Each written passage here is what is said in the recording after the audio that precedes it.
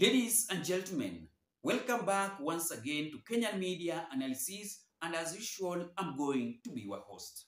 Now, my fellow Kenyans, President William Samoto promised the people of Kenyans that this issue of illegal arrest, illegal abduction, and extrajudicial killings will never be witnessed again under his watch. Kenyans must not, as has happened in the past, where Kenyans disappeared and their bodies were found in all manner of places, that will not happen under my administration. And all the people who disappeared or who were abducted in what you said, all of them have been brought back to their families and to their homes. And I have given clarity and firm instructions that nothing of that kind of nature will happen again, and that it was my commitment as I became president that extrajudicial disappearances of Kenyans will not be part of. And end up 1 week ago asking for forgiveness for the youths in the Republic of Kenya, that if we truly wrong you on a bad manner, please forgive us. To our children, if there is any misstep, we apologize. Our neighbors from Tanzania, if we have wronged you in any way, forgive us. Our friends from Uganda, if there is anything that Kenyans have done that's not right, we want to apologize. They should equally respect older people, even if not for any other reason, simply because they are older, because there are things that you'll not learn in any college. You will only learn them. But as I'm talking to you right now, we are receiving a sad news where Albert Ojwang, a social media influencer, died hours after officers from the Directorate of Criminal Investigation, DCI, arrested him over a social media post. Albert Ojwang was picked up by police officers in Kakot, Homabay County on Saturday afternoon, who said they were probing him over a post he allegedly made on the social media platform X. Then they later drove him to Nairobi and detained him at Central Police Station. Sielewi man. Ni tag ulifanya ama? Sielewi hata hajanieleza man. Wamekwambia unapeleka police station gani? Central. Central Police. Hapa nje. Central Police. Yeah. Sawa, na haujakunyang'anya phone right? Haujakunyang'anya simu? Wamekunyang'anya simu? Ile kwa nafikisha ndio wamenirudishia sasa niongee. Wanadai aje, wanasema aje? Sasa nifike huko. Ufike Nairobi kwanza. Turudi Mei twende huko. Hello? Yeah. Wanasema tufike Nairobi kwanza. Sijui hata nisijua na. Sawa, kesho tunaweza fika hivyo Central. Sasa sijui kama utakuwa on, but maybe ndakamtuni. Tutajua tutafika huko jina pia kwa huko. Ngoja nifanye kazi. Kevo pia kwa huko. Mwinde. Kindly man. Sawa, acha tupange. Hata nitaka kuverify information juu watu waniambia, alafu wasoka niambia umempigania hapa, nikamwambia nipe. So ndo nimecall. Ate? Nikwambia nilikuwa nataka kuverify, alafu acha tupange, alafu tujue kama tutafika kesho Central. Sawa mzee. Mungu apeleka Central, jina nani alipelekwa Kamkunji? Central. Sawa, kesho. Hata kama sio utakamlinda, ndafika hivyo Central kesho. Sawa mzee. Hizo mambo kwa fiti, Mike ndani. How is it mzee? Mimi I've never experienced it. Nishaikoa inda, so mambo itakuwa fiti. Kutakuwa na challenges hapa na pale, lakini mambo itakuwa fiti. Usitension tu. Nakwambia utakuwa na challenges hapa na pale, lakini mambo itakuwa fiti. Nishaikoa inda, so mambo itakuwa poa. Na Inda is one of the worst police stations in Nairobi. So like nitakuwa safe hapo ndani. Nini? Will I be safe? Light? Safe. However, when his family arrived at the police station on Sunday to follow up on the case, they found that he was dead. Jina langu ni Meshak Ojwang Ofio. Natoka eneo la Homabay County, Kabondo Kasipul Sub County. Village yangu ni Kakot. Location ni Kokwani.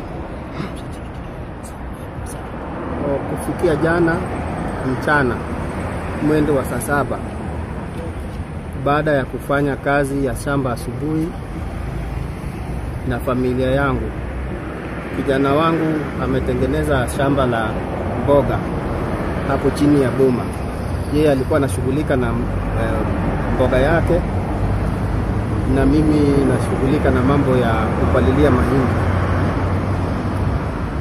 Baadaye tulirudi nyumbani, akaniambia anataka kuenda kuchukua miti kuja kupanda Ringa. Nikampatia pikipiki kuenda Ringa na kurudi, akaniambia kwamba amerudi, na mama yake akatukaribisha na chakula. Wakati tunakula, mimi na baba yake mdogo tulikuwa tuko kwa nyumba, yeye na mke wake pamoja na mtoto wake na mama yake walikuwa wanakula nje na watoto wengine wa ndugu yangu. Nikasikia sauti ya pikipiki inakuja hapo kwenye boma. Nikatoka ndani ya nyumba ili nilaki wageni ambao wamekuja kwangu, maana ni kawaida yangu wageni wakija mpaka wakaribishe. Walipoingia na pikipiki zilikuja 3. Pikipiki 2 zilikuja kwa nyuma ya boma, moja ilikuja kwa mbele ya boma. Hizo pikipiki zilikuwa zimebeba watu 2 kila pikipiki. Walipofika nikawaambia karibuni, hapa ni kwangu. Wakajitambulisha wao ni maafisa wa polisi. Mmoja anaitwa Sigei, mwingine nimemsahau jina lake, ni mtu wa kutoka Ugenya. Na wakajitambulisha hivyo mpaka wakamalizika. Na wengine wa kutoka Mawegu walikuwa wamechanganyikana. Sasa wakasema wamekuja, huyo kijana wako ambaye ameketi hapo chini ya jiwe, maana walikuwa wamekaa kwa jiwe hapo nje ya nyumba, wanakula mboga. Hata hiyo mboga hakula ya kutosha. Hata wakawa wanacheka hapo nje kwamba kwani tumekuja na pingu, mtu hawezi kula. Hakula. Wakamchukua wakamweka pingu. Nikauliza kwani amekosea nini? Wao wakasema kwamba kuna boss wake, kijana wangu amemtusi vibaya sana katika Twitter, walitamka X. Sasa nikauliza ni boss gani?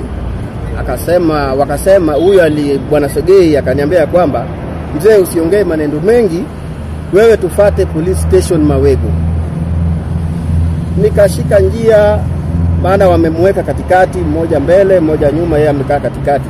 Mimi nikachukua pikipiki pamoja na kaka yangu yule ambao tulikuwa tunakula pamoja, hata sikuosha mikono. Tukashika njia, hata kula sikumaliza kula. Tukafuata huko Mawegu. Tulipofika huko tukapata Madam Osies. And you need to understand that all these dramas from William Samoto's government, these are the things that are making the youth in the Republic of Kenya to be more anger, ended up tweeting their own things on the social media platform. It is just the problem of the government of the day that is making the youth in the Republic of Kenya to get themselves into trouble. We awaited his arraignment in court on Monday so that we can follow up the case from there. But today, his father, who came to follow up after the arrest, informed me that his son was dead. It is quite unfortunate. A lawyer for the family told reporters outside the police station that that they said police told them Albert's body had been taken to city mortuary. The DCI is now trying to divert the story that that man hit his head on the wall of the cell. Then later on in the morning, today on Sunday, he was found dead after hitting himself on a wall. How can that one happen, ladies and gentlemen? Why? Then why did they kill that innocent guy? Because of just posting any tweet on the social media platform? Because all these tweets that are happening on the social media platform, they are all about the problems of the government of William Samoei Ruto. Because these things were not spotted during the government of Uhuru Muigai Kenyatta. They were not too much. There were no these issues of tweets during the government of Mwai Kibaki. Meshach Opio Albert's father broke down as he narrated how his only child was arrested at their home while having a lunch with their family after returning from the farm. He was arrested and taken to Mawego police station. Then later at night, he was transferred to Nairobi police station. The arresting police told me that Albert had insulted a senior person on X, Opio said. Upon the arrival in Nairobi on Sunday, he said officers at Central Police Station told him that his son died in hospital from self-inflicted injuries after hitting himself against the wall. Mr. Opio cast doubt on the police claim, calling for an urgent investigation. A Sunday police report obtained by Citizen Digital shows that the incident was filmed at Central Police Station and suicide, in which an officer on a routine visit to the cell Albert was locked in found him with blood oozing from his head. They immediately rushed the prisoner to the Mbagadi hospital for treatment, where he was pronounced dead on arrival. The report reads, the police added that the preliminary investigation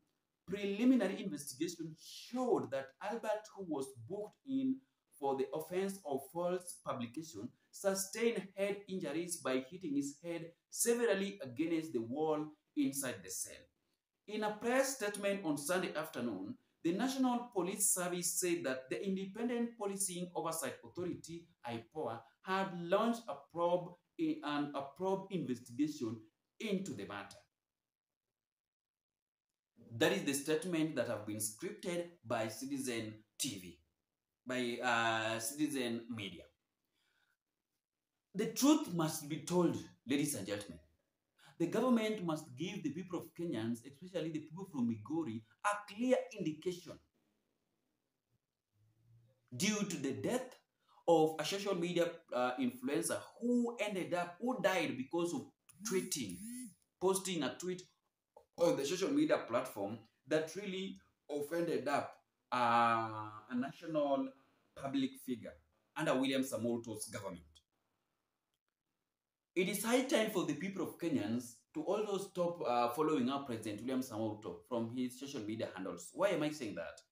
Ruto, you know very well that Ruto is the person that is serving power. Ruto is the person that can stop all these dramas that is now happening in the Republic of Kenya. There is nobody that can stop all these illegal arrest, illegal abduction, and extrajudicial killings if it is not President William Samoei Ruto himself. Because he is the commander, he is the first commander in the Republic of Kenya. So this issue of illegal arrest is now becoming too much. Extrajudicial killings.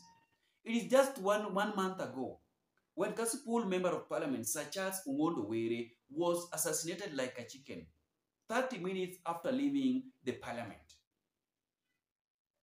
Then again today, we are receiving a bad report where a social media influencer have been found dead after being arrested during the weekend yesterday by DCI officer because of a social media tweet that really offend a national public figure against the government of William Samoei Ruto. Why did there is something that I don't understand. Why is it that those DCI did not wait and take him to court and took him to court? Hakupelekwa kotini. So we don't understand. There is something secret. There is a dark secret behind Albert Ojwang's death. Yes, there is something secret behind the death of Albert Ojwang. And we need to be more keen, ladies and gentlemen. We need to be more keen. It is high time for the people of Kenyans to stop following up these politicians. But to know very well that this one cannot happen because of the anger that is in the country right now. Thank you so much and see you.